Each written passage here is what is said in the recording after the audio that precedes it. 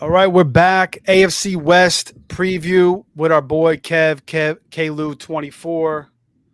And we're going to be going over each team in the AFC West, going player by player, every significant fantasy relevant player here. And then we're going to do team totals. We'll go through their schedule. So if you guys want to talk anything fantasy tonight, hop in the chat. We've been doing a ton of live drafts, but we're going to change it up a little bit tonight. And we're going to have Kev on all year, hopefully, much as he can get in here. But he's going to be a welcome addition to the show. So glad to have him on. What's up, man? Not much, man. Glad to be here. It feels like old times. Yeah, it does feel like old times. Again, me and Kev go way back. Yes, sir. Madden League. I don't know when was that. 2007 we started. 2009. Yeah, 07. I think we ran from 07 to 10. Yeah, pretty sure. It had to be more than 3 years, no? No, I think we played on the PS2 for like 4 years, and then we went to PS3, and we kind of split. Yeah, the PS3. Once it went to the PS3, it was over with. Yeah. PS2 were like the glory days of Madden. Yes. Oh my God. Yes, it was. I miss it. Yeah. I miss it so much. Supposedly, the college football game sucks this year, and Madden's better. And last year, I think it was vice versa. So we'll see what happens. I've played a ton of the college football game. It's fine. There was like a bunch of glitches in it and shit. Oh yeah. They've already had like 4 patches, bro. The game's been out like a month. They already have 4 patches. So supposedly the Madden game is better. I'll let them tell it. I ain't buying that shit. So I'll let them tell it, man. I ain't buying that shit. I'll let them tell it. You're not gonna get Madden? You don't buy it no more? No, I haven't bought Madden since the last time I bought Madden was the first year of the pandemic, and that was because it was on sale. But it was one of them random like, oh, you could get it for $8. I'm like, all right, bro, sign me up. All right, and then that game sucked. So I was like, all right, man, I stopped playing, and then the pandemic, nothing else to do. There was no sports on. So I was on like Facebook or something. I don't know what I was on. Some guy was running a Madden league. So I'm like, oh, I'll get the game. I started getting back to a Madden league then. So actually it was a good time. And then Stokes got me into a Madden league again with some kid that lives in his town or in his area. So I've been running with that the past couple of years. So it's not the same as when we did it though. Not even close, but it's been good. But it's crazy that we had 32 committed people. I know. Back then. Like, there was less distractions then. We were on a forum, like Twitter was what it was, and Facebook was. But still, by like 32 committed people is still great. I don't care what year it is. That's still nuts. Fantasy drafts. I mean, that was unbelievable. You had to call people's houses and tell them they were on the clock. Like, yeah, man, it's nuts. Yeah, man.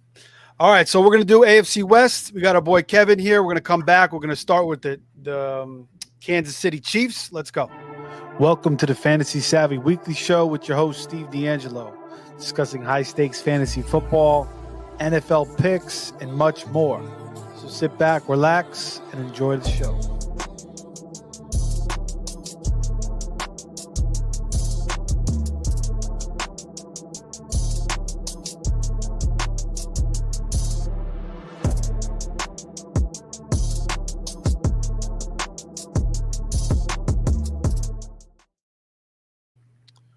All right, we're back here.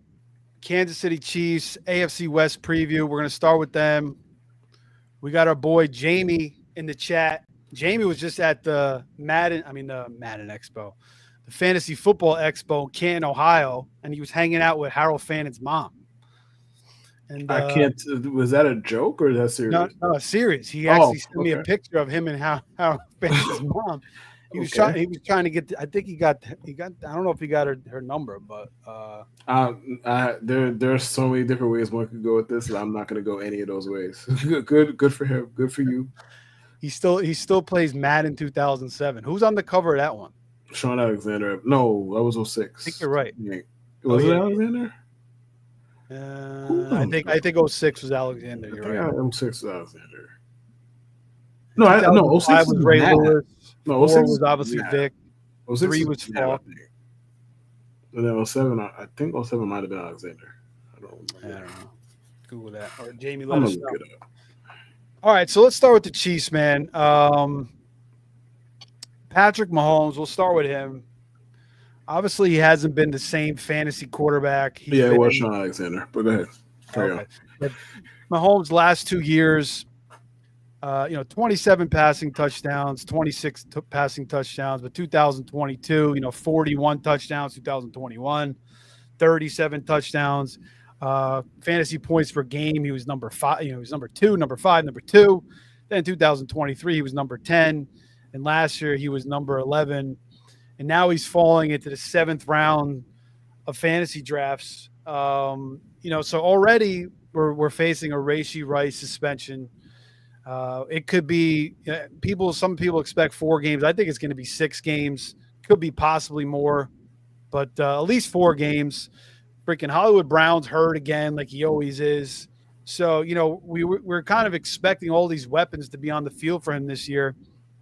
So what do you think from Mahomes? I mean, the way the Chiefs have won the past couple seasons is run the football, play defense, dink and dunk down the field, barely beating be great on third Raiders, downs. the Broncos. They've been, winning all these cheesy ass games. So, I mean, do you think Mahomes in the 7th round is a good value, or you're just not really drafting him at this point? I kind of feel like both of those things apply. Like, I feel like it's a reasonable value around 7. And then I feel I am personally, my quarterback focus is pretty narrow. It's like, all right, I'm going to draft an elite guy, or I'm going to draft Drake May.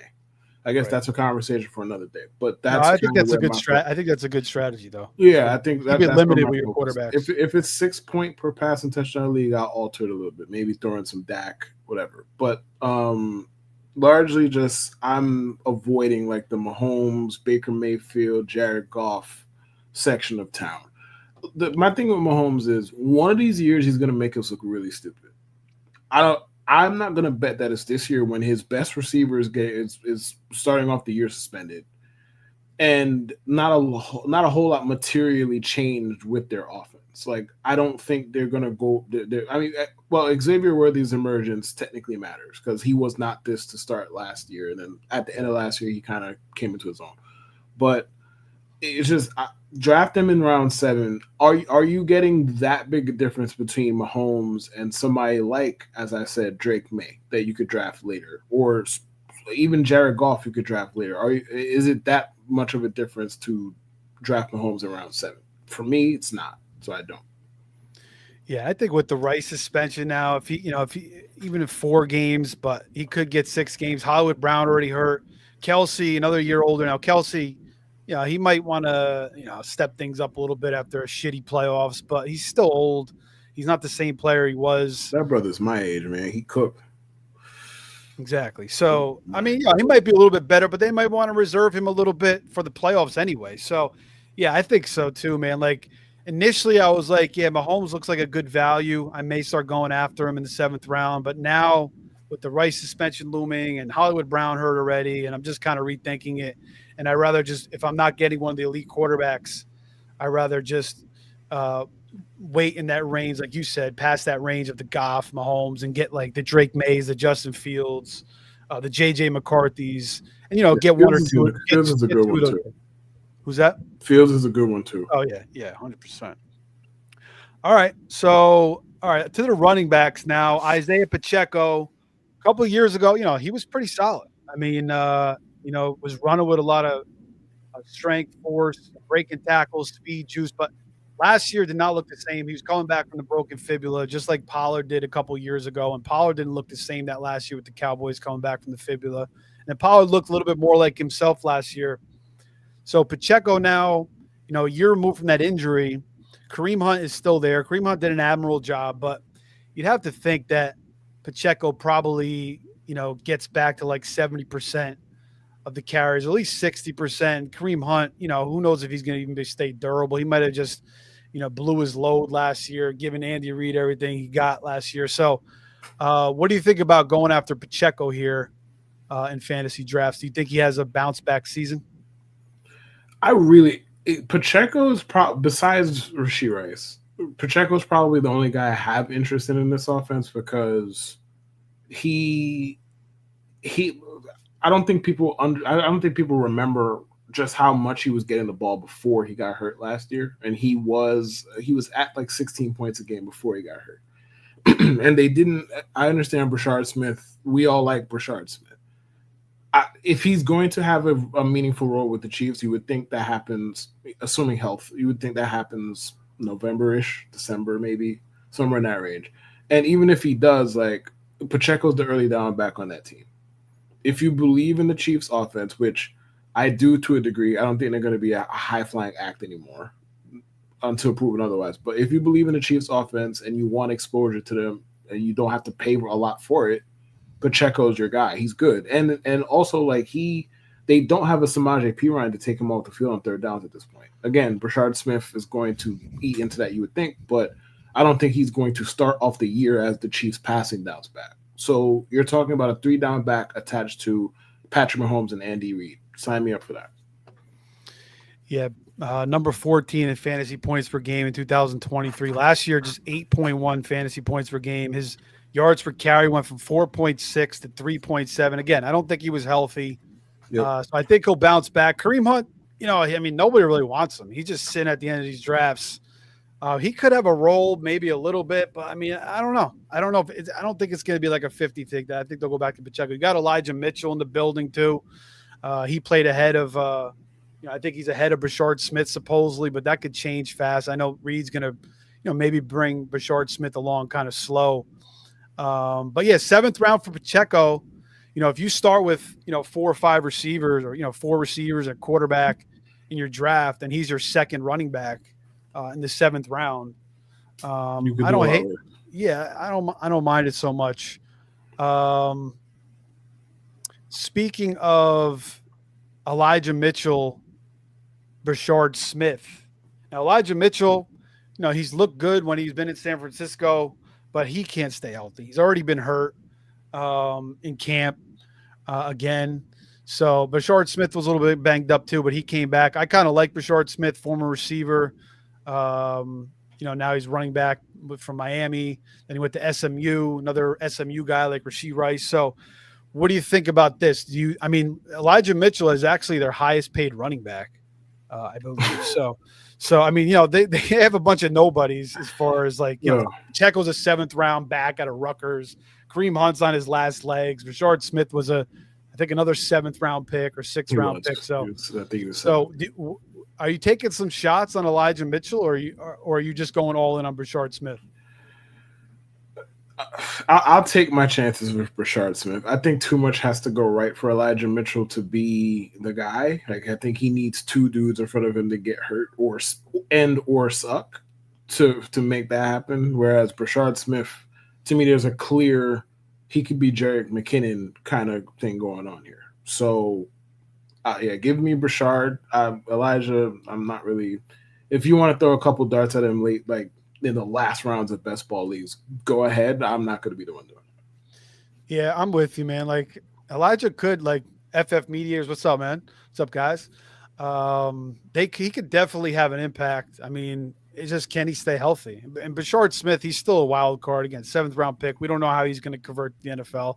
I kind of like one of these guys is going to play that Jerick McKinnon role. We'll see. I mean, maybe it's Elijah Mitchell. Maybe it's Brashard Smith. But Pacheco should be the main, cog there. But I do think that Brashard Smith, that's the guy I'm taking a shot on as well. We got our boy Pete in here as well. Says, hi, Steven. What's up? What's up, Peter? Peter Rabbit. Our boy Pete, and we got the FF Mediators. They got the FF face-off going back again. So we're happy to see that channel thriving once again. I'll be back on that show pretty soon. But yeah, interesting backfield. Brashard Smith, I do like his talent. I've drafted so much of him. I think I've taken 1 share of Elijah Mitchell because some guy came in the room the other night and he was from Kansas City and he told me to draft him. So it was like my last pick. So I took a shot on him, but I've never really been an Elijah Mitchell's guy, so I'm not going to be going after him. All right, let's talk about the receivers. Rashee Rice, obviously, has been a force in the offense, but, he pretty serious. 2 felony charges. He's going to do 30 days in jail. Now, you could choose that within the 4 years of his probationary period. But I think he's going to get 6 games. What do you think? I think he gets. Can people appeal these kind of suspensions? I think so, right? Asking this genuinely. I don't even know at this point. I mean, he's got 2 felony charges, so I don't even. And he basically, it's already through the courts. Everything's been settled, so I don't even know if he can appeal. Right. I mean, I guess he could appeal his NFL suspension. Yeah. Yeah, that's what I mean. Can you appeal the NFL suspension? Is what I meant. We got the mediators in here. If that's Matt, he's a lawyer, so he can let us know. So. I think he gets 4 to 6. I think 6 feels like the safest. I don't think he's getting 8. I think that feels a bit much given what the NFL has showed us. Like 8 feels a bit much. I think he lands on 6. And quite frankly, honestly, that's not stopping me from drafting him. Because I'm not drafting for September anyway. Like I'm drafting for January and February. Now, listen, there's a lot that could go wrong for Rashee Rice. A, he's coming off a torn ACL. B, he's an idiot. Like a lot can go wrong with that dude between now and then. Listen, the thing with Rashee Rice, if he plays and he's healthy and all of that, why can't he be a Amon-Ra St. Brown from a production standpoint? And if you're going to get that around, if he gets suspended 6 games, he's going to go where? Like around 6? Probably somewhere in that range, you would think.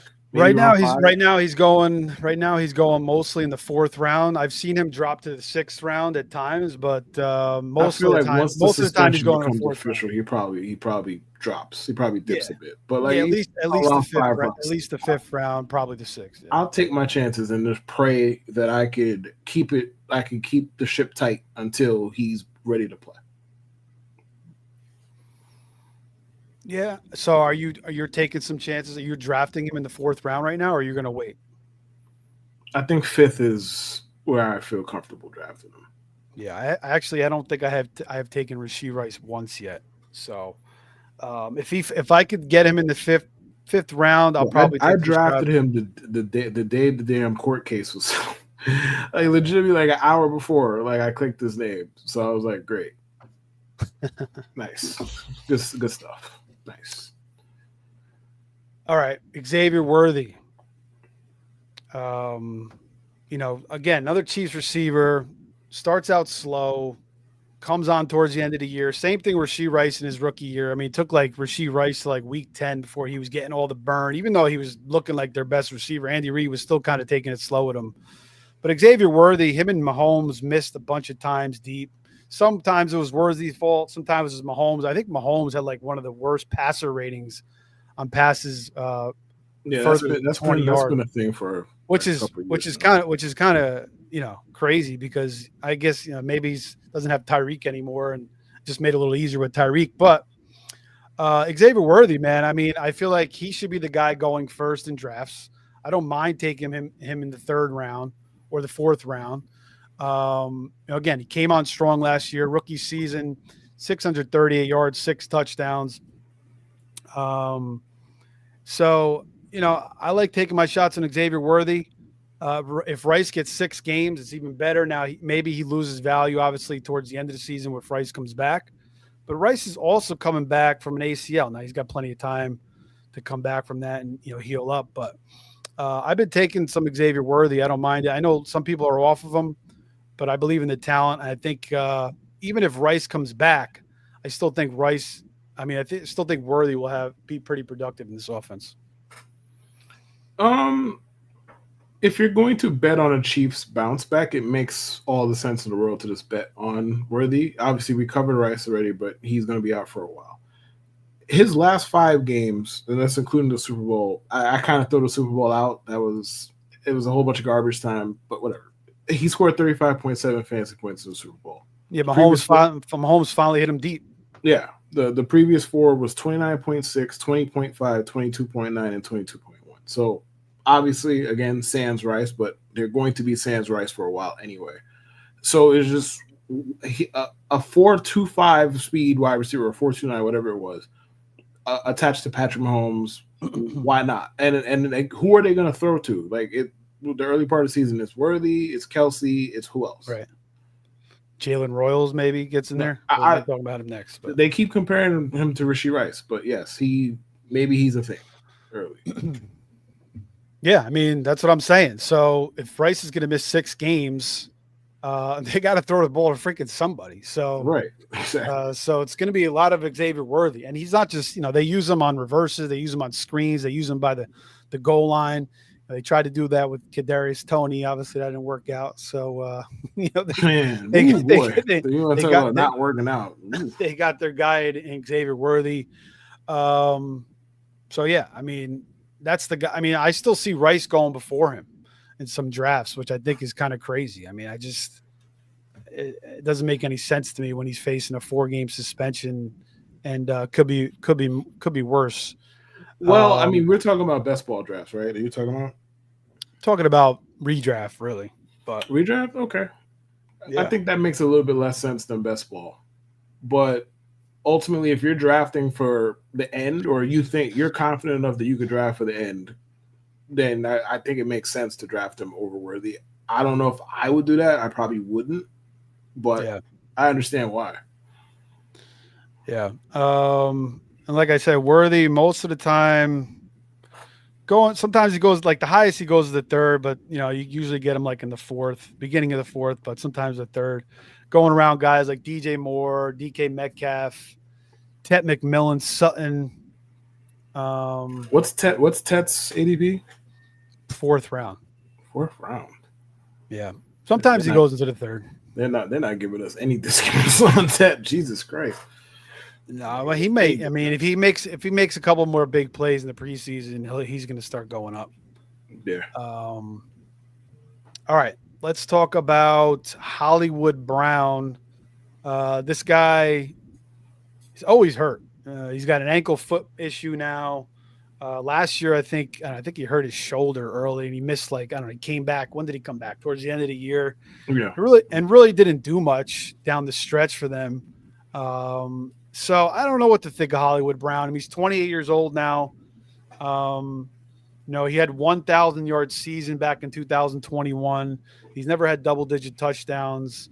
He's only caught more than 70 balls one time. And he always misses games. I mean, 2019, he missed 2 games. 2022, he missed 4 games. Last year, 2023, he missed 3 games. And last year, he only played 2 games. So, I mean, if he could get back healthy and stay on the field, that's definitely going to, it's going to mess up Worthy a little bit. But I still think Worthy, I'd rather have Worthy. But are you taking some shots on Hollywood? You realize you just said, I don't know what to make of Hollywood, then listed off 68 negative things about him. But you said, I don't know what to make of Hollywood Brown, and then you listed off 68 negative things about him in a row. That was very funny. That just goes to show you, because I don't draft. I mean, actually, I do take him sometimes when I need wide receiver depth, because he's just sitting there. He's a good value this year. I think best ball wise, I think he makes perfect sense. Just take him, whatever he gives you, he gives you. If he gives you nothing, you don't have to pay a lot to find out, bro. If he gives you nothing, all right, man, cool. You lit 15th round pick. I don't know where he's going, but you lit a late round pick on fire. And if he gives you even one good week, then you won. So, yeah, I've been taking him in redraft too. Again, he's going, he's going around the 11th round, 12th round. The Rashad Bateman rounds around there. So, as a depth piece at wide receiver, especially if I start my team with running backs, if I take 2 or 3 running backs early, and I need receivers, because the receivers kind of drop off. They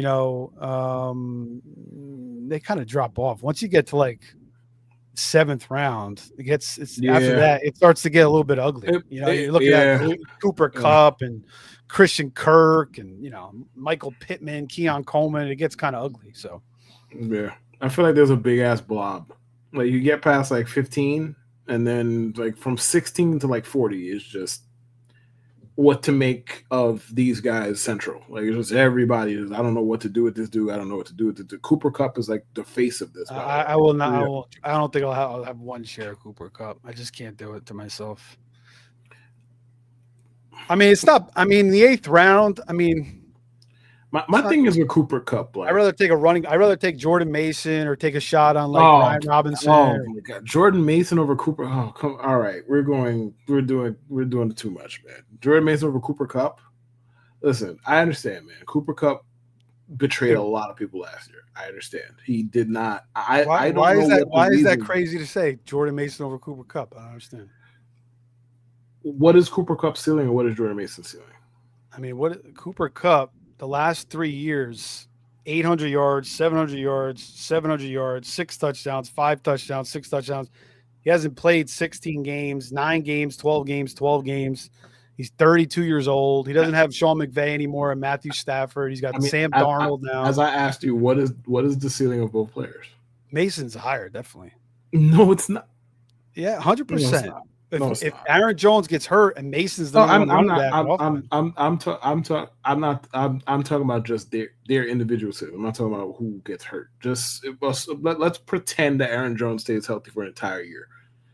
For the sake of conversation, in a vacuum. I mean, it still could be a 50-50 split backfield between those two, you know? Right. And we don't, I mean, Jordan Mason could be the goal line back, but he's not going to be the third down back. He's not going to get a whole lot of passes thrown to him. So listen, I'm not drafting Cooper Kupp like that either. I want to have a share because I just don't want to miss. But you asked me upside. So I think Mason has a bit more upside than Kupp, don't you think? I think you're nuts.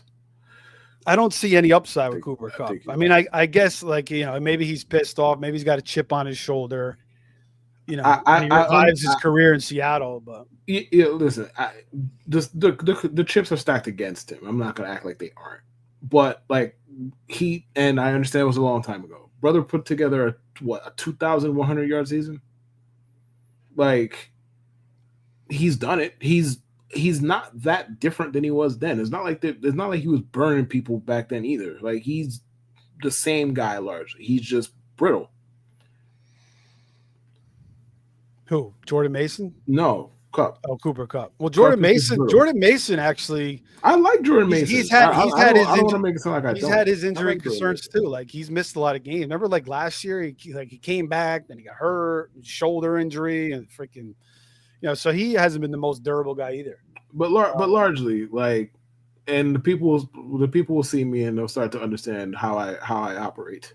I'm injury agnostic, bro. I don't give a fuck about none of these injuries. Like unless it's like two people and I believe it's a dead tie basically, and it's like, all right, I'll go with the guy who might have a lesser injury history. I don't. But like Jordan Mason's injury prone. Okay, cool. So is everybody else. He's a professional football player. All they do is get hurt. So of course, I don't bother. I don't know. Well, some guys definitely get hurt more than others. Oh, for sure. Like Will Fuller. I drafted Will Fuller every year religiously. I didn't care. It was like, all right, man, he's going around 7. If he dies, he dies. Like whatever. And then he would every year. And the one year he was going off. The 1 year he was going off, and I traded for him in Dynasty, and then he gets suspended for PEDs. The world hasn't been the same since. The world hasn't been the same since. He actually stayed healthy that year, but he was on PEDs, and that was the only reason. Bro, I drafted him in every league that year, bro. Because I was like, he's gonna go crazy if he stays healthy. I drafted him in every league, and then I got that notification. I fell to my knees in a Walmart. I was like, no, I can't believe it. Can't believe it. Oh shit. Matt's asleep probably. This is Coach. What's up, Coach? He's Coach? Saying Rice's suspension is scary. Love him in Dynasty, scary in redraft. Scared money don't make money. Yeah. Hey Pete. Do I trade Garrett Wilson and DJ Moore for Nico? Yes. Next question. Yes. Unequivocally. Yes. Neighbors or Nico? Ooh. I'm gonna go with Nico. I like Neighbors, but obviously Nico has the better quarterback. Yeah, that's why I'm going with Nico. I think Neighbors. 2 years from now, we might be looking back at as Neighbors as the best wide receiver in football. So I think he has that kind of too. But for now, I'm taking Nico. So you're giving up Garrett Wilson and DJ Moore for Nico. What kind of format is this? This Dynasty? Brother. It could be Dynasty. It could be redraft. It could be PPR, SPR, CPR. Don't care. Give me the Nico side, please.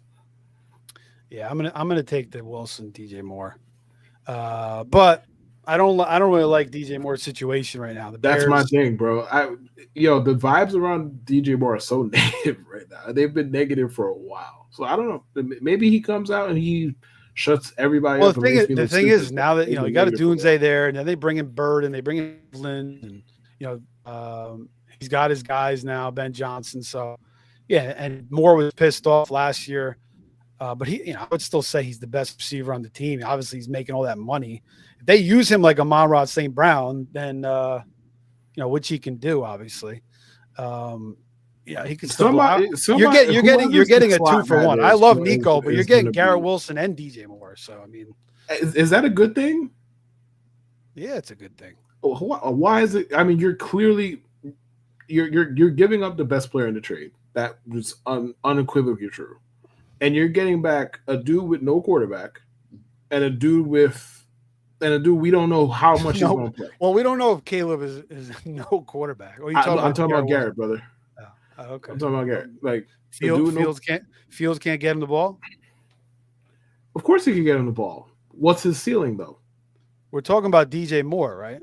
We're talking about Garrett Wilson. I mean, who had a career year with Fields 2 years ago? DJ Moore did. Yeah. So why can't Garrett Wilson? I mean, what did George Pickens do with Justin Fields last year? He played 5 games at Artie Smith's offense. Why do you think run the ball? Why do you think he played 5 games, Steve? Run the ball, streak. Why do you think he played 5 games? Run the ball, streak.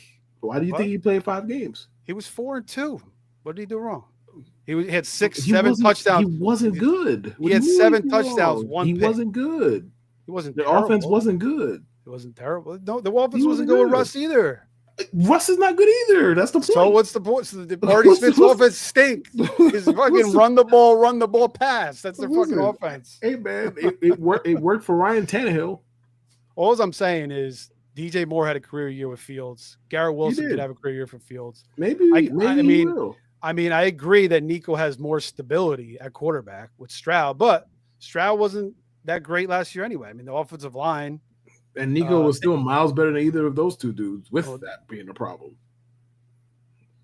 I mean, he's still the best player, yeah. But even Stroud, I mean, the offensive line, they traded away all those guys. I mean, they got less talent on the offensive line now, so I don't know how that's going to look. I mean, and Nico's kind of been a little bit injury prone too. So I don't know. I mean, I think you get the 2 guys. One of those guys could still hit. DJ Moore and Garrett Wilson are still really, really talented.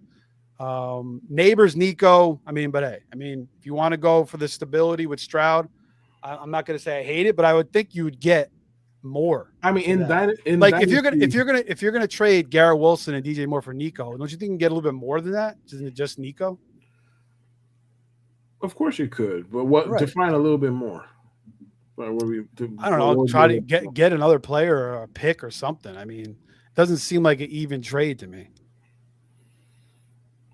I mean, it's in the eye of the beholder. But. If that's a dynasty trade, then yeah, you probably should get something thrown in. Yeah. Like if it's a redraft trade, I'm just doing it. I'm just doing it. If I have the necessary depth, I'm just doing it. All right, so this was the Chiefs AFC West. We were talking about Cooper Kupp, DJ Moore, Justin Fields. Neighbors or Nico, though. Yeah, I think I like Neighbors, man. Like he's just unbelievable. Like the guy makes a juke move and the corner ends up like 30 yards on the other side of the field. He's such a dog, bro. His acceleration, I think he probably has the best acceleration or one of the stop start. Yeah, the stop start in Nico is crazy. Yeah. But yeah, the quarterback stability with Nico, and Nico is a beast in his own right. I mean, the speed, the size, the route running, he's got it all pretty much. And he's got Stroud over Russell Wilson. I don't know how that Russell Wilson Neighbors connection is going to look, but I think, Locke looked pretty good in the preseason, and I think he's going to come in at some point this season. True Lock. Who the fuck is who? You mean Jackson Dart? Jackson Dart. That's what you're talking about? Okay. It's getting late, bro. It's 11:30. Took my kids to school this morning. Don't blame the kids, bro. Jackson Dart. Yeah, I mean, he looked pretty good the other night. So, I mean, I think he's gonna come in by like week 10 or so, and that's gonna be a much better connection for Neighbors. So, shit, I hope so. I have a lot of Elite Neighbors stocks. I hope. Yeah, so. I'm going with Neighbors there, but Kev likes Nico, so we're split there. All right, back to the Chiefs. Let's talk about Jalen Royals real quick. I do think I see some similarities with him and Rashee Rice. He's kind of the same guy. Like you throw the ball to him, he's The good after man's the name catch. is Rasheed, bro. It's Rasheed. It's Huh? Rasheed. It's Rasheed. Rashee? It's not Rashee? Rishi. It's not racist. It's Rasheed. Rasheed. Okay. Rasheed. Thank Uh, you. what, It's what are Rasheed. you? What are you, the freaking name police over here, bro? You butchered- You don't ever botch names Listen, ever? not that bad, bro. I have. I'm not Not like that Russo. You ever hear Russo botch names? Oh my god, yes, yes. But yeah, I let it go the first couple times. All right, Yeah. I'm gonna let him. All right, I'm gonna let him rock. Rasheed Rice, Rasheed. Rasheed Rice. It's Rasheed, bro. Thank you. How do you say Ricky, the guy from the Niners? How do you say his last name? Pearsall, Yeah, right? you been got that one. All right, good. I hear people mispronounce that all the time. Really? Pearsall Oh my or god. Salt. Yeah, Oh my God. Piercy. I don't know. You're gonna upset me. Let's go back to. Yeah, we're gonna upset. Yeah, Jalen Royals. So you know he's good after the catch. He could do he can catch those like a lot of Rishi Rice, where he does catch Rasheed. 6 yard curl routes, breaks tackles. He does but he's obviously he's a strong receiver. He's such a reliable option. I don't think Royals is going to be as good as him, obviously, but I do think he could do some things that Rice could do. And I think he may have a role early on in the season, especially if Hollywood Brown can't stay healthy. Who the hell else are they going to throw out there? I mean, they have nobody else. They're not going back to Sky Moore. So it's like, fucking. So it's like, I think Jalen Royals, like you get him like, in a best ball draft, last pick or a redraft. I'm doing like these 20-round drafts. I get him like, 18th round. I'll take that all day. I think the And Juju's still there too. I don't know, Excuse me? Juju Smith-Schuster is still in the building. He is? Yeah. Doing what? I don't know. Being a mentor, I guess. That makes some sense. He's the old man now. He's the old man in the club now. All right. He's only 28. Exactly. He's the old man in the club now. Like besides Travis, anyway, he's the old man in the club. Because I mean, the Chiefs definitely don't have a wide receiver older than him, right? They don't. No. Well, Kelsey's. Then again, Hollywood's probably around the same age. No, he's like 27, right? Yeah, Hollywood's probably around the same age. Yeah, Hollywood's around the same age. Juju's the oldest 28-year-old I've ever seen. In professional sports, he's the oldest 28-year-old. I feel like he's been around. And granted, he came in the league when he was 20, so that's why. But like, he's the oldest 20-year-old ever, 28-year-old rather ever. But no, Royals. I think it's the same logic kind of applies. Like, you don't expect him to do much, but taking him for a last pick and hey, maybe week 1 he goes 7 for 65. You never fucking know. Maybe he does. They got to throw the ball to somebody. So, and they don't at the moment. They don't have a slot receiver. So maybe he's that guy. We don't know who it's going to be. So why not take a shot at him? Yeah, I mean, I've been taking shots on him. He was pretty productive at Utah State. His last 2 years, caught 126 passes, 1,900 yards, 21 touchdowns, ran a 4.4. And again, he's kind of good after the catch. That's what Rashee Rice does. So, yeah, I like taking shots on him, especially, who the hell knows what Hollywood Brown's going to be able to stay healthy. And if Rice is going to get a 6-game suspension, they gotta try to, forget about Juju Smith-Schuster, man. I mean, let's see. And I know Reed likes to bring his receivers along very, very slowly, but maybe Royals shows out these next couple of preseason games, and maybe he can earn a week 1 or a week 2 or early season role. We all understand that this ends with Juju Smith-Schuster averaging like 6 catches a game for a month, right? We all understand that. He had that 1 week last year where he had like 8 catches, remember? And then like, right. I remember I burned some fab on him. They trust him. Like yeah. That unfortunately is a big part of fantasy football sometimes. How much the coach trusts the fucking player. So they trust him. So it's going to be Juju Smith-Schuster with 7 catches for 49 yards in week 1. That sounds like a Juju line in 2025. Sure does. Bet the over. All right, another value in fantasy, a guy that you used to have to pay, second round, third round, sometimes for end of the first round. Travis Kelce. Last year, I mean, he caught 97 balls. Still, but it wasn't, the touchdowns were way down. To get 3 or 4. But he's supposedly he's in better shape. He wants to. He's back. This is probably going to be his last year. He's going to want to go out with a bang. Have you been drafting Kelsey at all, or you're just like, have you given up on him, even with the discount? Quarterback and tight end are kind of the same to me, like elite or just give me some young guy later. I really like Colston Loveland. Like that's the guy I'm taking the most of right now. It's funny. Mahomes, Pacheco, and Kelsey are all going in the 7th round. Yeah, and I like Pacheco. The other two, I could do without. So, but Travis Kelsey, I would strongly suggest taking him though, because let's say he catches another 90 passes, which I think is pretty likely. He scores 8 touchdowns instead of 4, and we're having a way different conversation about Travis Kelsey. And who's to say he can't do that? Yeah, but like I don't think his numbers look how they look because he was quote unquote bad or washed per se. He just scored 4 touchdowns instead of 8 or 9, and I don't know how many touchdowns he scored in the years before that, but I'm fairly certain it's been a long time since he scored 4 touchdowns before last year. So if he scores 7, 8, maybe 9 touchdowns, you're looking at a completely different outcome. So take the shot at him. Yeah, Kelsey, last 5 years, 11 touchdowns, 9 touchdowns, 12 touchdowns. 2023, 15 games, he had 5 touchdowns. And then last year, 3 touchdowns. 3. So that tells that paints a picture when you go from 12 or whatever it was to 5 then 3. But he was great. Fantasy points per game, number 1, number 2, number 1, and last year number 6 at the tight end position. So it's just his numbers were good, but you were taking him so high, he didn't pay off. The ADP last year, but 97 catches, 823 yards, and you're right. I mean, even if he goes for 750, maybe he catches 80 balls or 85, but if he gets double-digit touchdowns, it's going to make a big difference. And if Rice is going to miss 6 games, it's going to open up some early opportunity for him too. But yeah, it's a big discount, 7th round. I've taken him in a couple spots so far.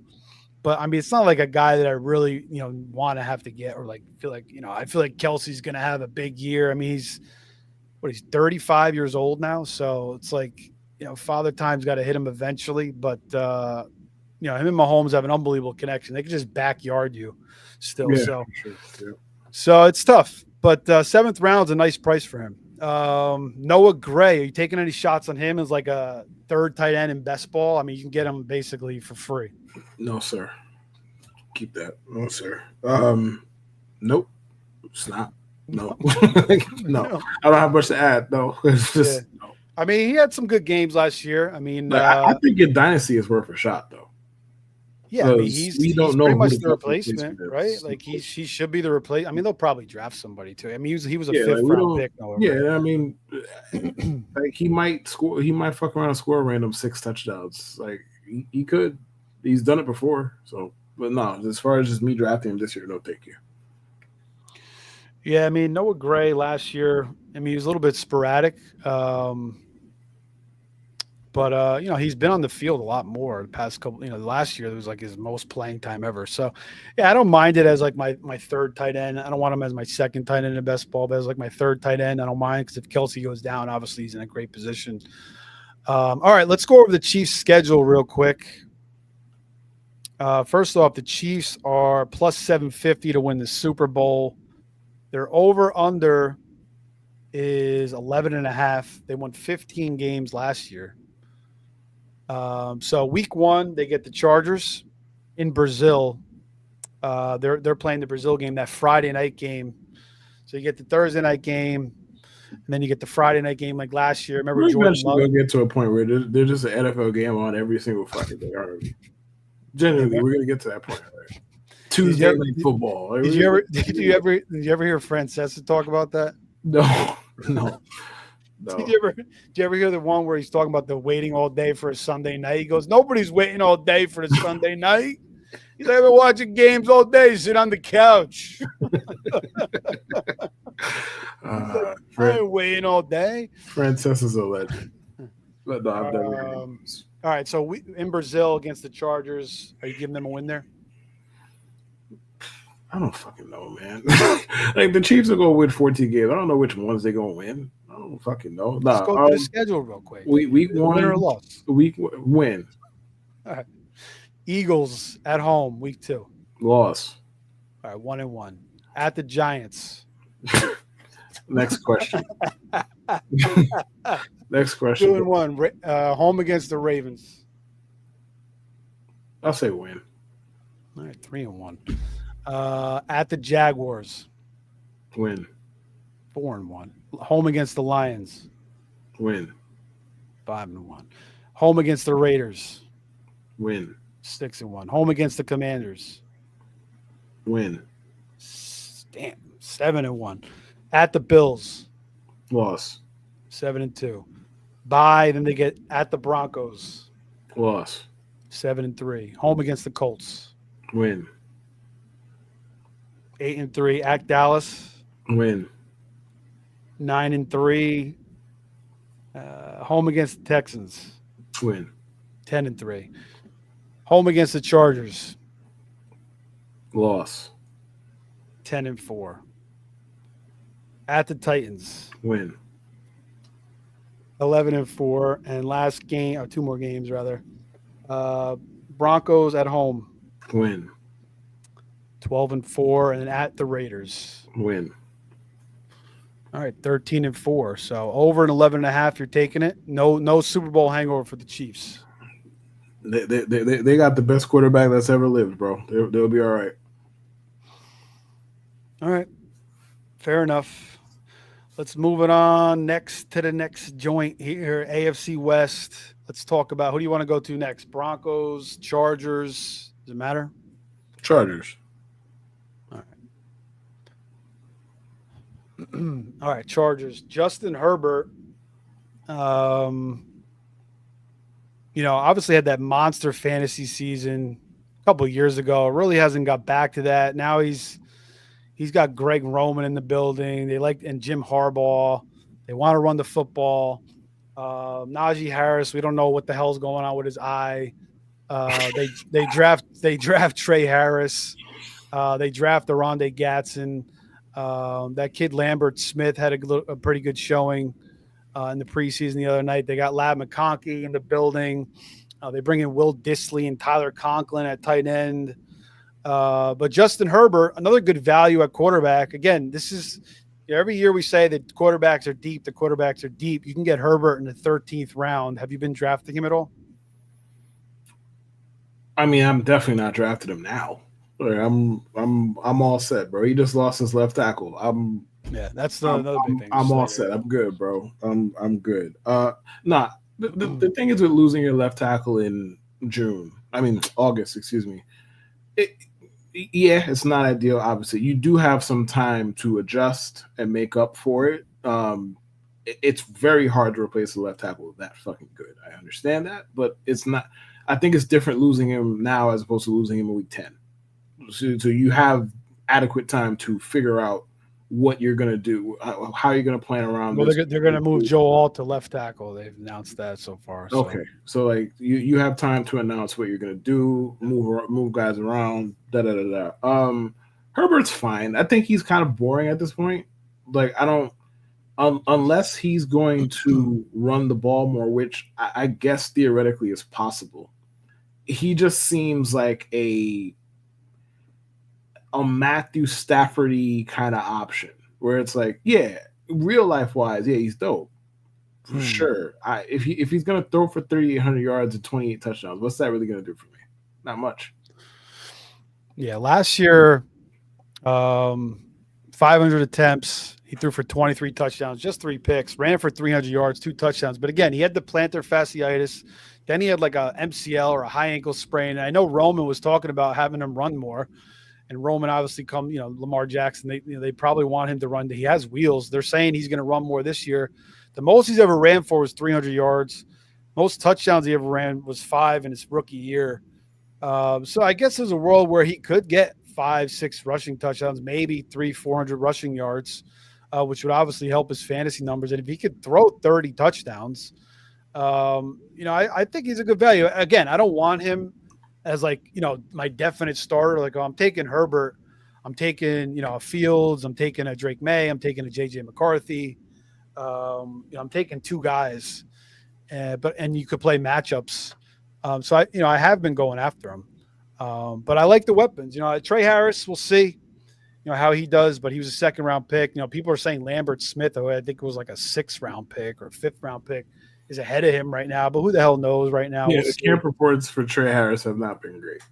Yeah, and even in the preseason, I think he played like a bunch of snaps and he had like 1 or 2 targets. And I don't even think he had a catch. So maybe 1 catch. Boy was out there running wind sprints is what you said. So I don't know. He wasn't getting open. I don't, so we'll have to see. I mean, I thought his tape looked pretty good. I mean, he's pretty good at Ole Miss. So I don't know. We'll see. Quentin Johnston's still in the way there too. You would think that it wouldn't be hard to beat Quentin Johnson because he makes so many damn mistakes. But I mean, Quentin Johnson had a pretty decent season by default because he's just open all the time. And then he would just run for, a big gain. But I mean, I don't mind Herbert in the 13th round. Are we ever going to see the days where he threw, 5,000 yards and 30 touchdowns again? 700 times. We are never seeing that again. 600, he threw the ball 672 times that year, and then 699. We are never seeing that. We are never seeing that again. That's when Keenan Allen had like Jim Harbaugh's around. We are never seeing that again. Keenan Allen had like 37 catches by like the 2nd quarter. We are never seeing that again. Excuse me. We are never seeing that again. All right. Let's move to the running backs. Obviously, we talked about Najee. I don't know what the hell is going on. I mean, he's gonna show up with a fucking eye patch. I don't know. I don't know if he can see. We don't know if he can open his eye. We have no idea because his eye, dog, and he can't see. Sorry. Yeah. Every time we see him, he's got a helmet with a visor on, or so he's gonna show up with an eye patch, man. So I mean, this is all Hampton, right? I know they signed Nyheim Hines. I didn't see that. Yeah, they signed Nyheim Hines. He actually had a nice run in the preseason game the other night, but it's like Hampton's world right now. Like, he just has such a great opportunity. So to get him in the 3rd round in that offense, even though I'm not like the biggest Hampton guy, I feel like the opportunity. I mean, we don't even know Najee. I mean, Najee was in the way, but now we don't even know if Najee's going to play this season. So I mean, I think you got to take some shots on Hampton in the 3rd round. He got juiced up a little bit more since the news. How much Hampton you've been taking? I'll be taking more now. I think he's a top 15 guy, top 15 back. So you take him. The Chargers plan to run the ball a lot. Their offensive line did take a massive hit. That sucks, but he could volume his way into a top 10 season. Nobody would be surprised. Yeah. The only thing that would hurt Hampton is if Najee comes back like week 3 and all of a sudden he's, they say he can see again, and then it's a 50-50 split, and that's probably the worst case scenario for Hampton. Or if Hampton, I hope that Hampton takes the first. Yeah, I mean, you're betting on talent. The opportunity is there. I mean, it just all seems to work right now for Marion Hampton. So, again, I'm not the biggest Hampton guy, but the opportunity and the talent is there, and so it's almost like a no-brainer to take him. But Najee's, we don't know. Again, we don't know what the hell's going on. Ladd McConkey, he's going in the 2nd round. They signed Keenan Allen. How much you think Keenan Allen affects Ladd McConkey? Like, do you think that he should be going to the 3rd round now, or do you don't mind taking him in the 2nd round?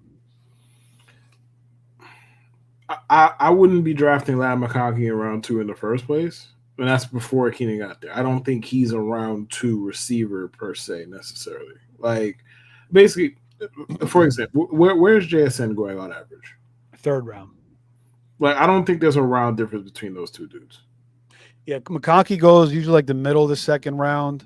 Then JSN usually goes like the beginning of the 3rd. All right, so half a round difference. I don't think there's half a round difference between those two dudes, for example. So like, I'm not really trying to take Ladd McConkey in the middle of round 2, or sometimes at the beginning of round 2, like, or near the beginning of round 2. I'm not trying to do that. So do I think Keenan Allen cuts into his Target, yeah, absolutely. Because Justin Herbert and Keenan Allen might as well have mind meld. Like that's just how they have insane chemistry together.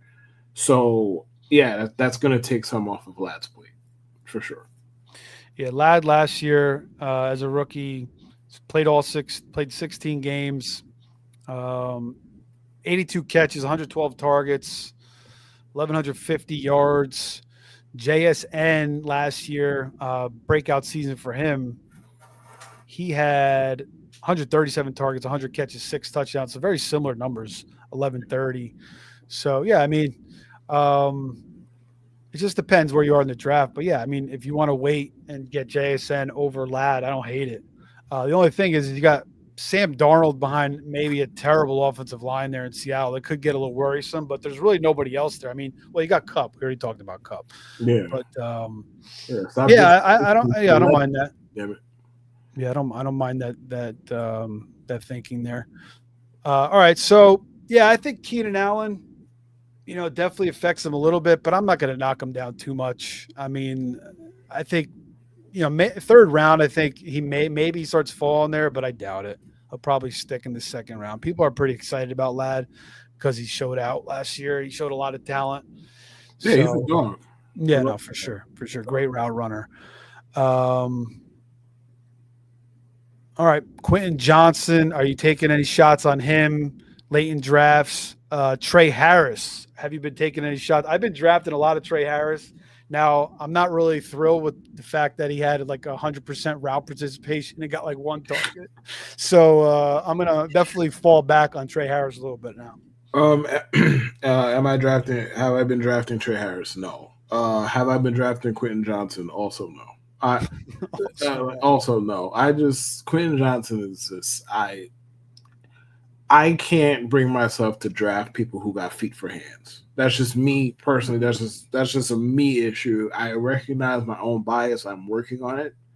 But brother, homeboy got feet for hands. And it shows up damn near weekly. It's not even like this. Like not a week goes by where Quentin Johnson doesn't fuck something up. Whether it's he fucks a route up, he fucks a catch up, whatever. He's not good at tracking balls either. At all. So it's like I know he's gonna have a couple spike weeks. I'm good on watching Quentin Johnson having something invested in him. No, thank you.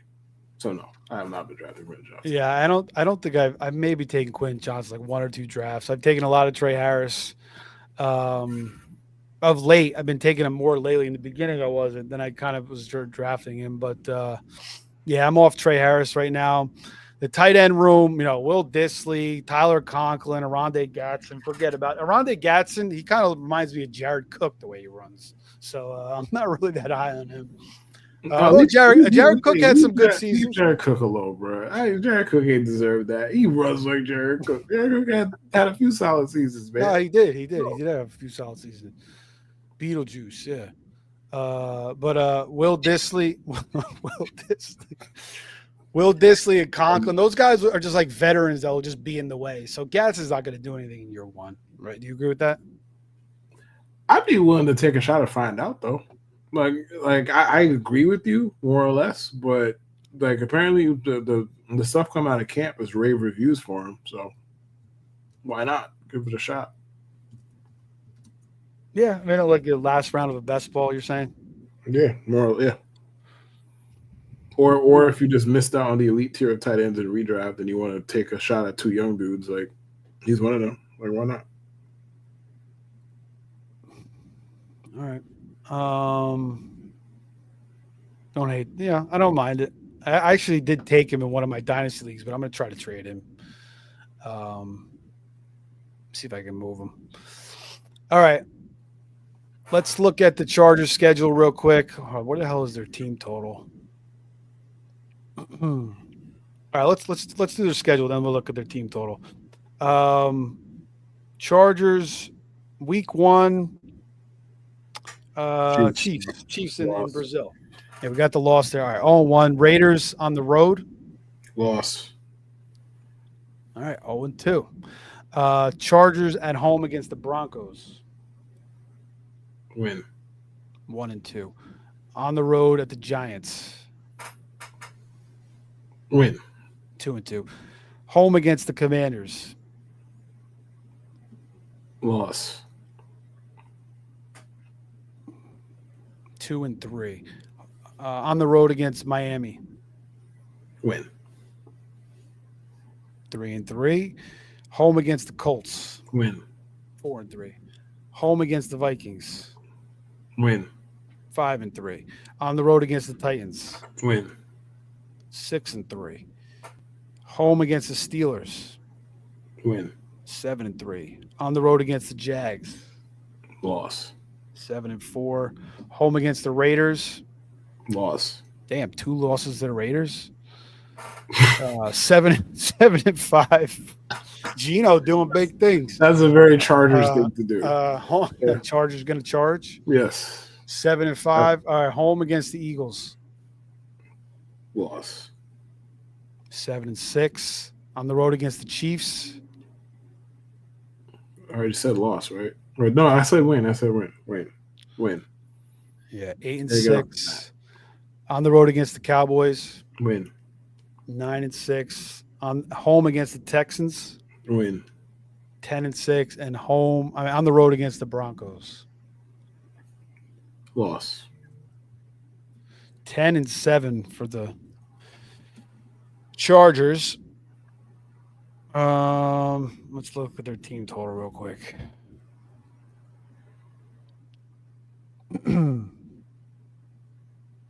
9.5. So there you go. You're over on the Chargers. 9.5. I kind of like the over there too. Oh yeah, right. You go bet on the Chargers. You go do that. I bet on Harbaugh. I bet on Harbaugh. He's a winner. So why not? Let me know how it goes. Report back. Let me know how it goes. Report back.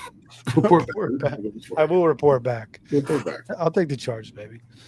Little Derwin James. Come on, man. Derwin James. Yeah, he's a beast.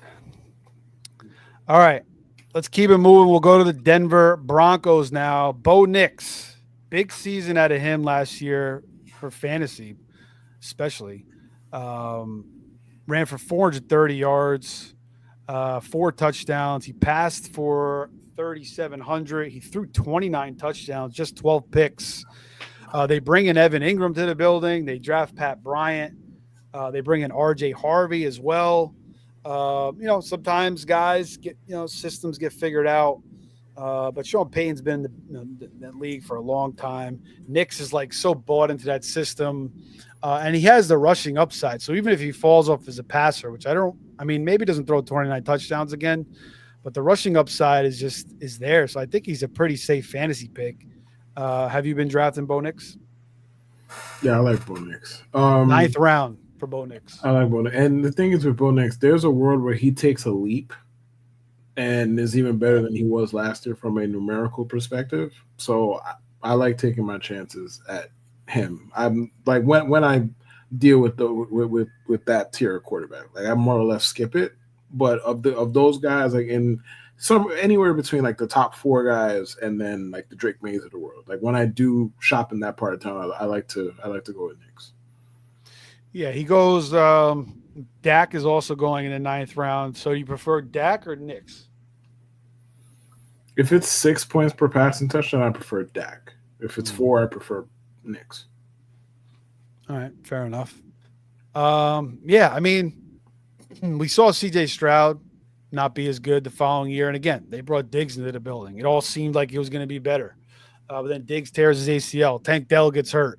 And it all falls to shit. But, there was some major injuries there. But the offensive line also didn't play as well either. Supposedly, like, Tunzel was like the coach. He wasn't listening to anything the coaches said. Like, he was just like there's some rumors I heard, so they shipped him off. But yeah, so I don't know. I mean, we always think these second-year quarterbacks are just going to be good again, but they have to prove consistency. But again, he has that rushing upside. He has a really good situation, bro. And yeah, he's in a really good situation. Good, and they added even more talent. Good coach, yeah. And they drafted Robert Harvey Jr. Like everything is good, man. Yeah, that's true. It's good. Speaking of Robert Harvey Jr., how high are you in him? Have you been drafting a ton of him? I'm higher than Giraffe Pussy or RJ Harvey. Are you scared of J.K. No. Dobbins at all? No, I'm not scared of shit. Are you scared? Are you scared of his No. preseason tape the other day? He tried to bounce every single run outside. No, because he's gonna hit a few of them, and Yeah, then no, he is. and the same people gonna be cheering like, "Go RJ!" Like, nah, stay on that side. In the words of John Moran, stay on that side. So when he starts cooking in the regular season, stay on that side. Yeah, I feel like if you're fading RJ Harvey, you're not playing fantasy football, right? Because I totally agree. You watch that kid, man. He's definitely just a little bit different. And again, are you playing for January, bro? Like he should be. You would think at least if he has a good 2025, like it's gonna be, second half comes around, he gets going when they start giving him more looks. Hopefully he cleans up his pass protection a little bit. That is a bit of an issue, and then he takes off. Like, yeah, no, you're right. I mean, you're playing for the upside. That's what he's got. You're playing to win championships. And Dobbins, I mean, he only missed 4 games last year, but he's probably going to miss time again. I mean, that's been the trend with him. He misses time every single year. He might hurt his value early with some goal line work, but you'd have to think throughout the season at some point Harvey's going to kind of, start producing more than Dobbins. And if Dobbins is healthy all year, I mean, you never know, but that's a bet that hasn't come through. So yeah, RJ Harvey in the 6th round, especially when I start wide receiver early. I love going after Harvey. I just think he's a different type of back. Obviously, maybe he bounces too many things outside. We all know about me and Kev had our arguments about Reggie Bush back in the day, and that was like that was his main flaw. He was trying to bounce everything for like an 80-yard run. Yeah, and I mean, Reggie Bush was ahead of his time. Like he'd have been dope if you just dropped him in the 2025 NFL. I know. He was ahead of his time. Maybe I was ahead of my time too, man. Come on now. I'm not giving you. You want me to give you credit? Fuck that. Fuck that. You Tim Tebow. Fuck out of here. No. Hey man, Tim Tebow. Never got it. We're not. Never. All right. Well, yeah, we're not. That's for. We'll have like a Friday night show one day. We're having. We'll have a Christian mingle event where we can talk about Tim Tebow. We'll have some drinks one night on a Friday night, and we'll get deep into the Tim Tebow. And by we he means himself. Yeah. I damn sure I'm not. Well, once I start talking about him, you're not going to back down. So. No, absolutely not. Because he was ass. Absolutely not. He was a 2-pack ass, 6-pack ass, even. Big ass. Lots of ass. Yeah. Well, he did have that playoff win against the Steelers. Yo, the one time I ever rooted for the Steelers, outside of when they faced AFC East. What were they, like 14-point dogs in that game? The Broncos? It was probably less than that, but it was crazy to all this. It was probably less than that. But the one time I needed the Steelers to win a fucking football game. Then he got pounced by Belichick and the Patriots and never started another game in his career. Good. That's crazy. Good. Rex Ryan watches freaking Mark Sanchez run into some guy's ass and starts Brody Croyle over Tim Tebow. I mean, it's just whatever. So you mean he started a better quarterback over him? Brody Croyle was better than Tebow? Come on now, bro. Yes, bro. Yes. Yes. Was it? Oh, no, it was Greg McElroy. Sorry. Greg McElroy. That's who it was. Point remains. All right. Keep it moving here on the Chargers. Oh, we're done with the Chargers. We're on the Broncos. My bad. I'm losing track of time here. So J.K. Dobbins, I mean, he's a good value. I mean, last year, 9 touchdowns, almost had 1,000 yards, and he missed a month towards the end of the year. When you need running back help, when the running backs start to die off, I think he makes sense, especially where is he going? Like 8th round, 9th round. Are you taking some shots on J.K. Dobbins? He should get you off to a decent start. But you would think in September and October he's gonna get his fair share of touches. And he's gonna get you off to a decent start. I kind of question how good he is still. Because if you look at his numbers last year, a lot of that came in the beginning part of the year. Like a lot. And I understand it all counts as saying that. That's cool. But look at his numbers in November, December compared to September. No, he had those two monster games. He had 2 monster games, and he didn't do much else outside of that. So I don't know how good he is. Now, again, I'm not sure how much that matters. He's in a great spot. He was still getting into the end zone, though. He was? Okay. So like he just wasn't getting no yards no more. No, he wasn't getting a lot of yards, like 17 Okay. carries, 57, well, 14 for 85, and like 15 for 50. I mean, his yards per carry wasn't terrible. I mean, it was still pretty solid. He averaged 4.6 for the year. Um, so yeah, but I mean, you're right. I mean, there was some games where like he didn't give you much, but he's still going to be he's probably going to be their goal line back. He's probably going to be the guy that used by the goal line. But you're right. Like he'll get you off to a good start. You're not expecting him to stay healthy because he's never done it, but it could be an added bonus. If he's healthy all year, you get him in the 9th round. I think you'd be stupid not to take some chances on him, especially if you start your team with a bunch of receivers and you need running back help because he's in a really good situation. All right, let's talk about the receivers. Well, actually, do you want to talk about Audric Estime or McLaughlin or Tyler Bidet, the preseason superstar? Does it look like I want to talk about them dudes, man? No. We got to talk about every fantasy relevant player, bro. No, brother, I will go to sleep. You don't want to talk about Tyler Bidet? He's like the NFL preseason fucking who? The star of the preseason. Who? Tyler Bidet? Yeah, How do you bidet? You wash your ass with the bidet. How do you spell his name, bro? Badie. You mean Batty, bro? He's a bad bitch. No, is that what we're going with? They pronounce it. They pronounce it bidet. Okay, fair enough. Is it bidet? He's a baddie. He's a baddie. Yeah, like, what's that chick's name? That white chick. Catch Me Outside. What's her name? Oh, man, I forgot what Cash Doll was it? I can't remember who it was. Catch Me Outside. How about that? Gucci Flip Flops. She got that song Gucci Flip Flops. You ever heard that song? No. Gucci. I am terrified that you have, but no, I have not. I'm terrified that the father of 6 has heard that song. Terrified. Yeah, sometimes I sing it too. Oh my god! All right. It's getting late. Father. Let's keep it moving. You got to stay youthful, man. Cortland Sutton, nice season for him. He just got paid. 1,000 yards, 8 touchdowns, had 10 touchdowns the year before. 30 years old. They bring Pat Bryant to the room. They bring Evan Ingram to the room. But what do you think about Sutton this year? Do you think he has another big season, or do you think he kind of falls off? I mean, I don't see why we would bet against him. I mean, yeah, they added Pat Bryant to the room. I guess I'm not really. I don't think a rookie wide receiver is going to take much off his plate. And the thing is, like, once Bo Nix started to get acclimated, Sutton took off. Like, second half of last year, he was wide receiver 8. So, we hope that Bo Nix takes a step forward. We understand that's not how it always goes for second-year quarterbacks, but we hope he takes a step forward. They have, from a talent perspective, they have one of the best units in the league, their offense, between their line and their pass catchers and such and such. I like Sutton, personally. Yeah, 4th round. Obviously, it's more expensive than last year. I think last year he was like, what, 8th round, 7th, 8th round, something like that. I cared about the credit last year, man. So he's going around, McLaurin, DK, Moore, but you kind of know what you're going to get out of him. I agree. Like, you're probably looking at either double digits touchdown season or at least 1,000 yards, and probably 70, 80 catches again. Yeah, Pat Bryant, we don't know. They got Marvin Mims.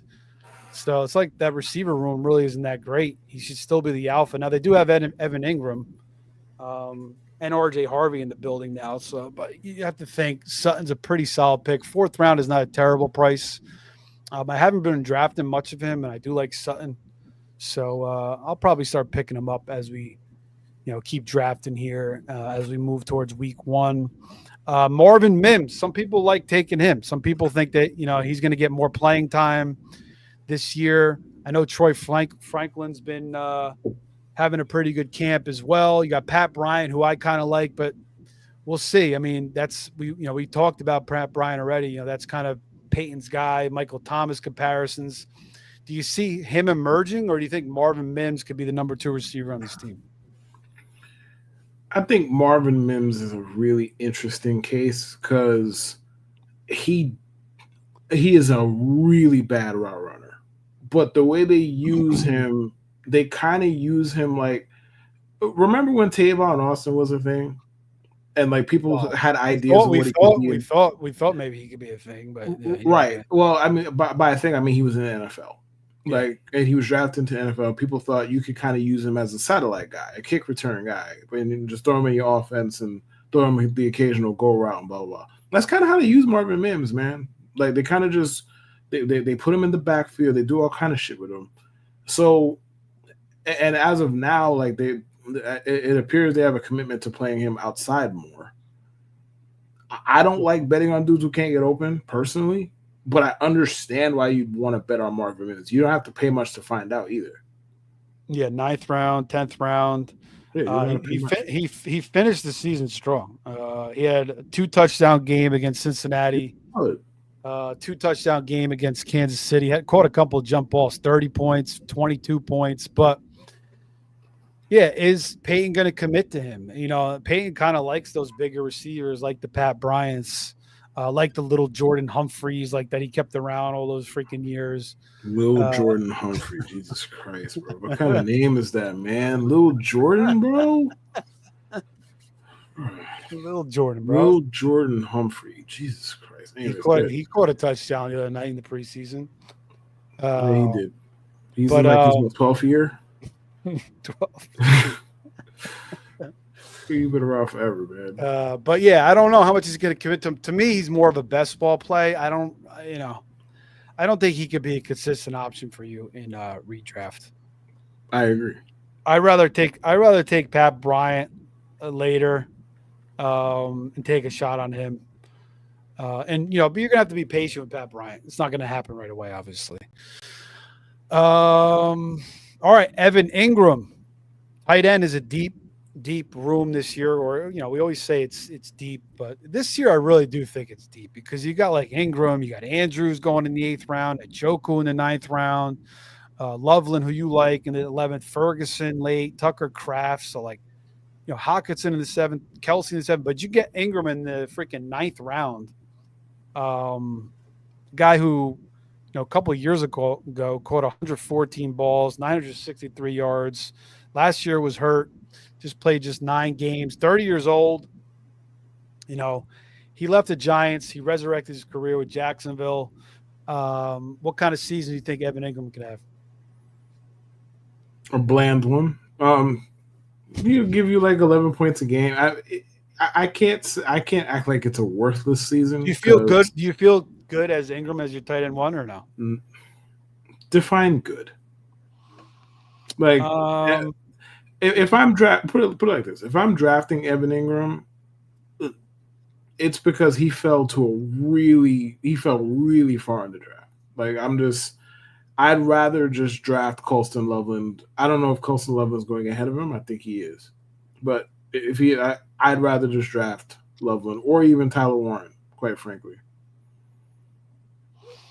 than Ingram. I feel like we have a good idea what we're getting out of Evan Ingram, and it's okay. It's not nothing, but I'd rather aim a little bit higher.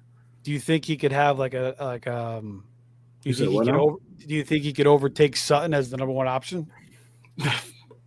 He better not. There's something really bad happened to Cortland Sutton if Evan Ingram is the highest targeted player on that team. Something really bad happened. So I hope not. Respectfully. I mean, he should be the number 2 option, though, right? I mean, it's not going to be Marvin Mims. I mean, I don't think Pat Bryant's going to do that in his rookie year. So you'd have to think. Well, you'd have to think Ingram's going to be the number 2 option there, don't you think? I guess. Yeah, that's true. Yeah, I mean, I haven't taken a lot of them. I've taken more Tyler Warren. I like Andrews the round before. I don't know. It's something weird. I guess I just don't know how he's going to fit there. But, I mean, it seems like a great fit, especially in that system. Obviously Payne had Jimmy Graham all those years. And, he's finally got rid of his boy Adam Troutman, shouting out Adam Troutman all those freaking Adam fucking Troutman. Yeah, he had that man in 2 different locations, man. Dude, that's nuts. He brings all the same guys over. Little Jordan Humphrey, Adam Troutman. And he was giving them snaps last year too, which was crazy.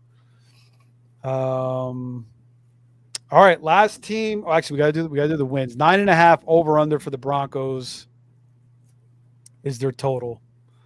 Before we go over the schedule, do you think they're going over or under that? Over. Over. Pretty good number, actually. 9.5 for the Broncos. Let's take a look at their schedule real quick. They open up with the Titans at home. That's a win. On the road against the Colts. Win. Sure. Let's go with it. 2-0. Home on the road against the Chargers. I don't even remember what I said the last segment. I know I had them splitting, I think. So whatever. Just a loss. All right, 2-1. Home against Joe Burrow and the Bengals. Win. 3-1. On the road against Philly. Loss. 3-2. On the road against the Jets. Loss. Win. Damn, bro. Yeah, your optimism's going to come back this year. I'm telling you. No, it's not. That's 2 days before your birthday, too. That's actually I think it's a London game. Shit. I think it might be. It's Jets Broncos, you said, right? Yeah, somewhere overseas. 4-2. Home against the Giants. 5-2. Win. Home against the Cowboys. Win. 6-2. On the road against the Texans. I'll go with loss. 6-3. Home against the Raiders. I had the Broncos losing. I had the Raiders beating somebody twice. Was it the Chargers? Yeah, it was the Chargers. It was the Chargers. And you said this is in Vegas, excuse me? No, at home. Denver. Win. Mile high. 7-3. Home against the Chiefs. I don't remember what I said, bro. Neither do I. Loss. Just whatever. 7-4. On the road against the Commanders. Win. 8-4. On the road against the Raiders. Loss. 8-5. Home against the Packers. Win. Pretty tough schedule. 9-5. Home against the Jags. Win. 10-5. On the road against the Chiefs. Loss. 10-6. Home against the Chargers. Win. All right, 11-6. There you go, over to 9.5 for the Broncos. All right, last team, the Vegas Raiders. They bring in Geno Smith. Yeah, Broncos Jets is in London. Yeah, go ahead. Sorry. They bring in Geno Smith. Tom Brady's rolling around the field. Pete Carroll is the new head coach. He's the oldest head coach in history, I guess. What is he, 75, 76? I thought there were some older coaches in the history of the NFL. I can't believe motherfuckers are hiring somebody to head coach their team that's almost 80 years old. What the fuck is the point of this, bro? It's like the presidents. Same shit. No comment. But yeah, 80-year-old head coach. He's not 80. He's fucking 75. He's a vibrant 75. Round it up, bro. Guy juices every morning. His brain he could probably stretch better than you, bro. I'm fat, bro. You ain't said shit. You ain't said he could stretch better. Yeah, I'm fat and I have no knees, bro. Like, yeah, you're probably correct. All right. So anyway, Geno Smith comes into town. They improve on the Gardner Minshew, Aiden O'Connell project from last year. Aiden O'Connell was in the preseason, fucking throwing picks left and right. He didn't look like he didn't give a shit anymore. He was doing his best Tom Brady impression past couple of years, dinking and dunking. Now he's trying to be a gunslinger. I don't know what's going on with Aiden O'Connell. Maybe he's having a midlife crisis. He's been in Vegas too long, maybe. But Geno Smith, career year a couple of years ago, 32 touchdowns. Last couple of years, he's fell off. He looked like almost like the Jets, Geno Smith, not quite as bad. But do you think Geno Smith now with Gentry in the building, Brock Bowers, Jacoby Myers, Jack Betts, Dante Thornton, maybe, you think he could get back up to 30 touchdowns? Sure.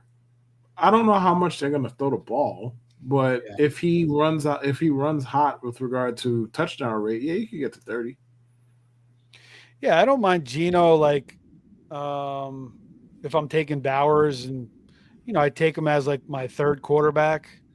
I think that's where I think that's the the singular context where it makes the most sense Yeah, to take. in a best ball or like a redraft. If he's my backup, I don't mind it either. I mean, again, that's a deeper draft. If you're playing in like a 14 round or 16 round, you're just probably just gonna have one quarterback.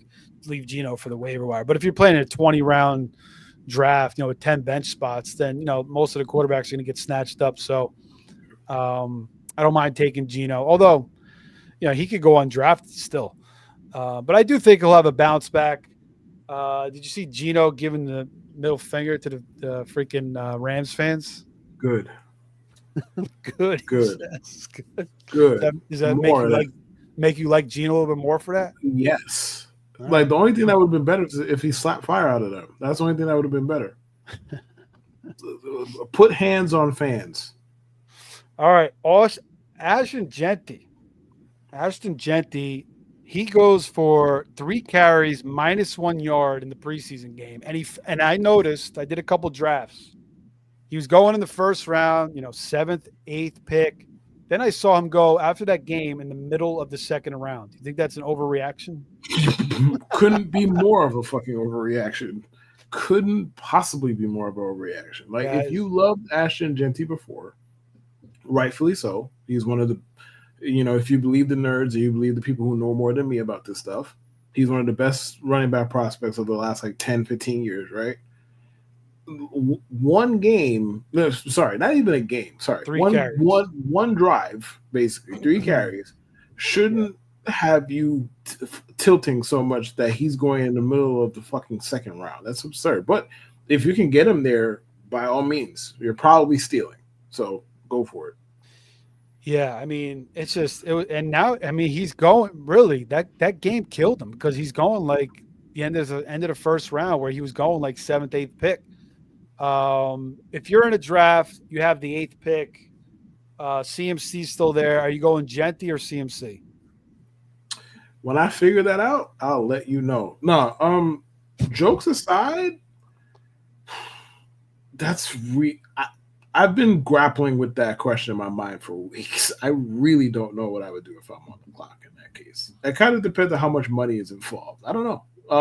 Well, let's say, because obviously you do a lot of drafts. We both do a lot of drafts. We're gonna mix it up a little bit. Sometimes we'll take CMC, sometimes we'll take Genty. But say it's your biggest money league. Who you're putting your money on?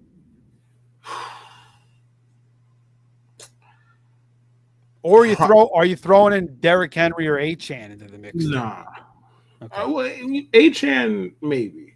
Achane should be in that conversation. I think Derrick Henry is a tier below because he doesn't catch passes. But I'd probably take McCaffrey because I think he has the highest ceiling of everybody. Yeah. So I'd probably take McCaffrey. Yeah, I think I agree with you. I think you got to go with McCaffrey in that spot. And listen, man, it's not every day you're gonna get a guy like a guy with Christian McCaffrey stealing like 1.8 or 1.9 or wherever he's going at this point. The last I checked, it was 1.10. Like that, it's rare you get this kind of opportunity with a running back. Yeah, but let me just pull this up real quick. I mean, Genty was going like 7th, 8th. Now, let's see. Let's go. Today's the 11th, 10th to the 11th. And now he's going like towards like 11, 12.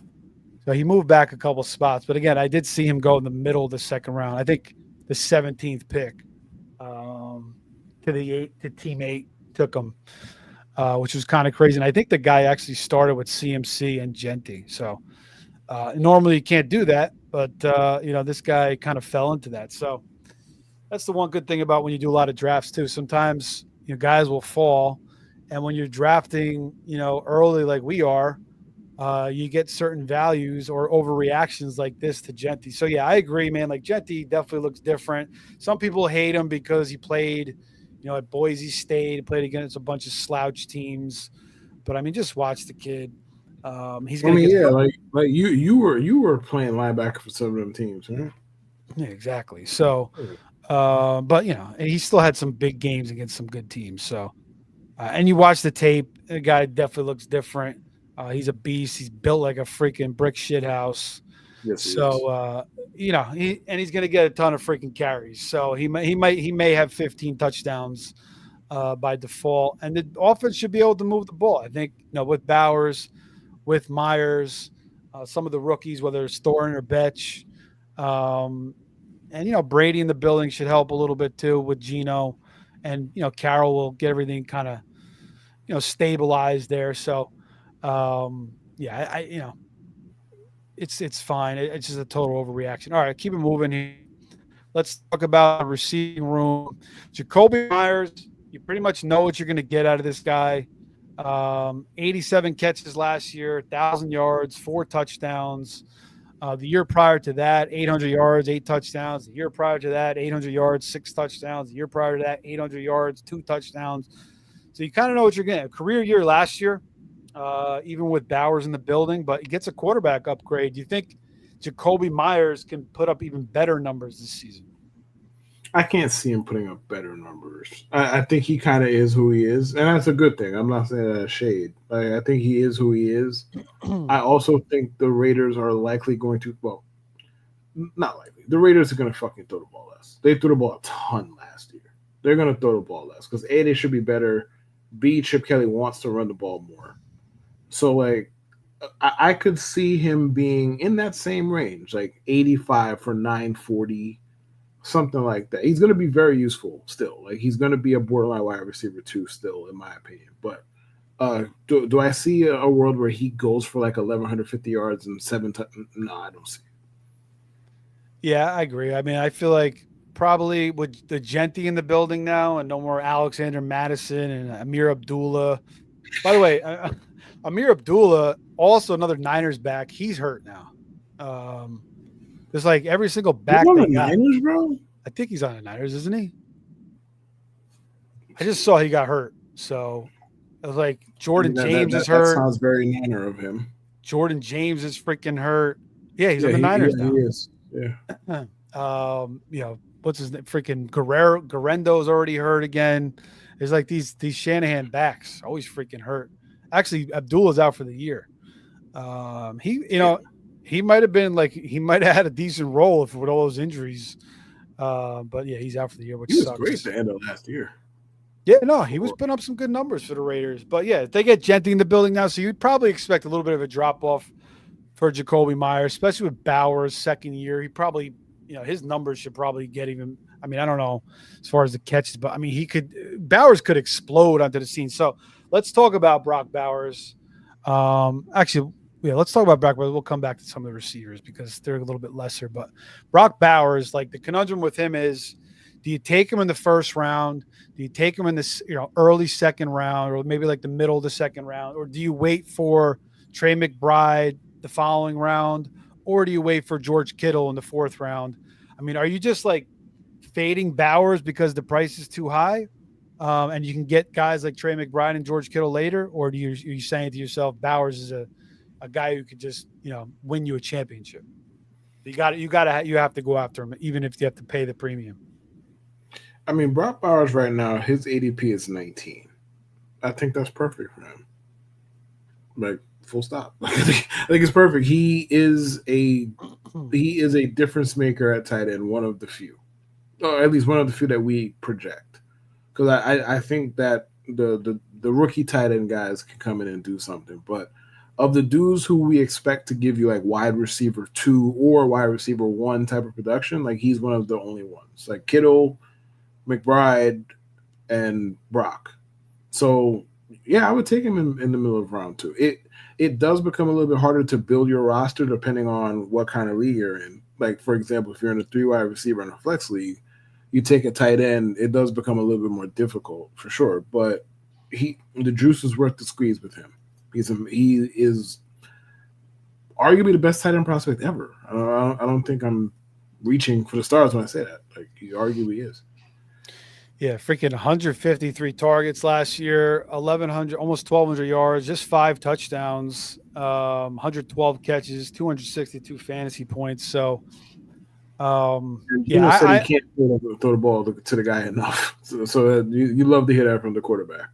Yeah, I mean, it's the quarterback upgrade for sure, obviously. So, yeah, I mean, you can't just say you're going to fade Brock Bowers. Yeah, of course, it's nice to wait around. You can grab a a running back or a receiver, which is nice. You can grab up Drake London maybe, or AJ Brown, or Bucky Irving, Jonathan Taylor, and then get McBride in the third or Kittle in the fourth. I mean, you could switch it up, but I think to say I'm not going to take Bowers because the price is too high, when this guy could even have better numbers than last year, or even the same, and gives you that huge advantage at the tight end position. I don't think you should be doing that. So yeah, Brock Bowers. I would say bet on talent. Yeah, bet on the talent. Bet on it's a great situation still, and like you said, Kev, could be one of the best tight end prospects we've ever seen. I think you look in a dictionary, a football player, and then there's a picture of Brock Bowers in there. All right, back to the receivers. Couple little scrums here. Jack Betch. I like this kid.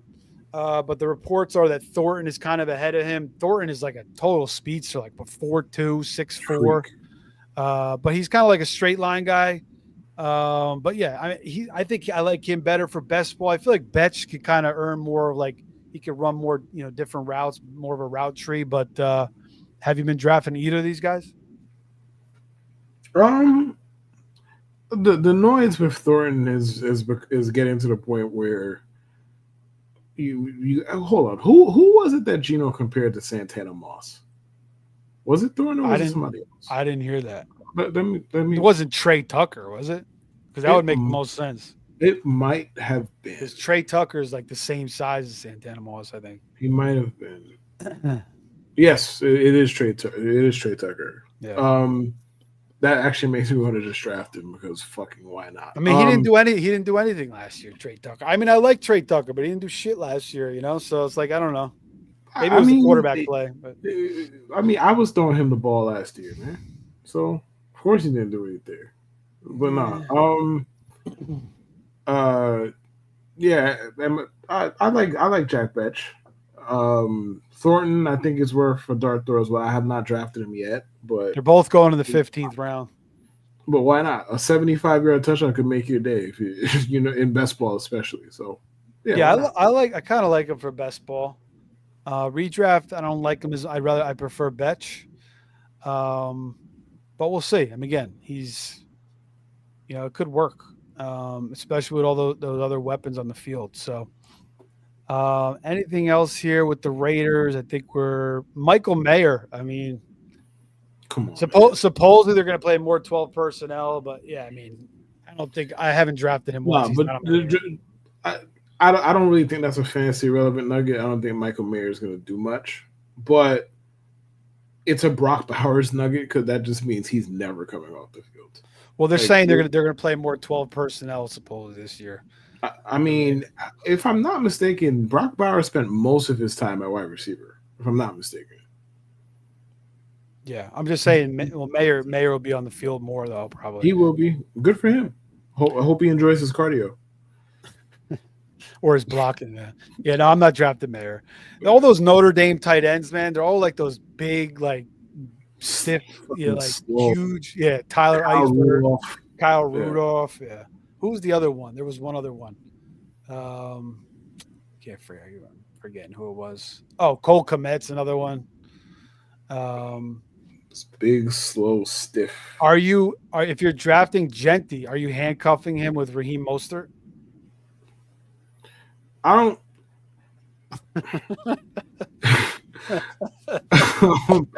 I don't want to make it that long pause was not an anti-Raheem Mostert long pause. I love Raheem Mostert, but he's way past his prime now. My thing with Raheem Mostert, like, yes, he's technically past his prime. He hasn't really had a whole lot of work because he got he's fresh. He's always hurt, and he's always hurt. True. Yeah. My thing with I just don't believe in drafting handcuffs anyway, unless like in one specific case, and that's Christian McCaffrey. And even that is kind of like, I don't know who the fuck his handcuff is at this very moment because all of them are hurt. So I have no idea. But I like drafting other people's handcuffs more than my own. So I'm not drafting Raheem Mostert for that. Yeah, reason. I think it depends on the situation. Like, whoever steps in for CMC is going to be highly productive because it's just like they want to run the football. It was like when Le'Veon Bell and James Conner were tethered in Pittsburgh. It was like, all right, you want to draft James Conner, yeah, that makes sense because you're going to get a running back one if Le'Veon Bell gets hurt rather. So, yeah. All right. Raiders team total. Guess what it is? 8. 8. So you're going over. It's 6.5. Oh, interesting. That's low, huh? I like the over there. You always like the over, man. Always like the over. I don't always like the over. I took the under in the Falcons last year. Everybody loved that over. I took that. I think it was 9.5, and they won. I think they won 9 games actually, or maybe 8 games. They did not win 9 games last year, did they? They won. I think it won 8. Maybe it was 8.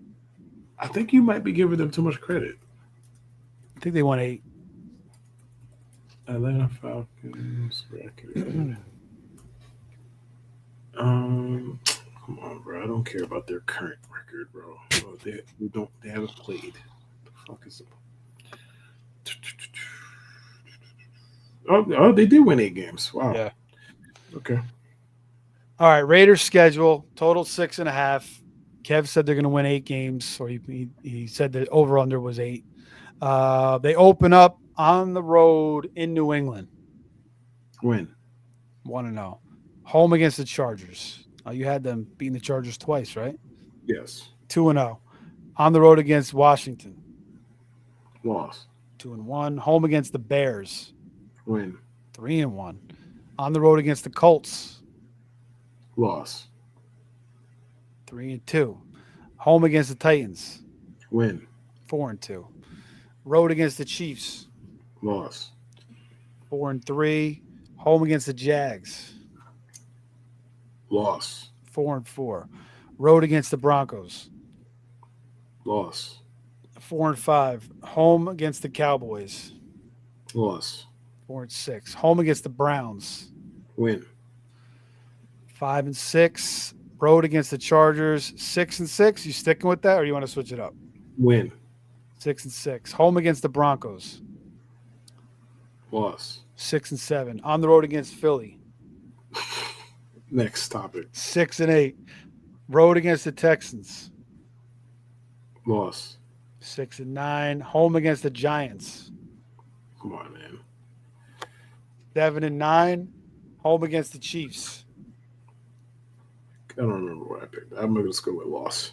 All right, 7-10. So over 6.5. I think that's a good pick, actually. I kind of like the Raiders over 6.5. I think that's too low. Of course you do.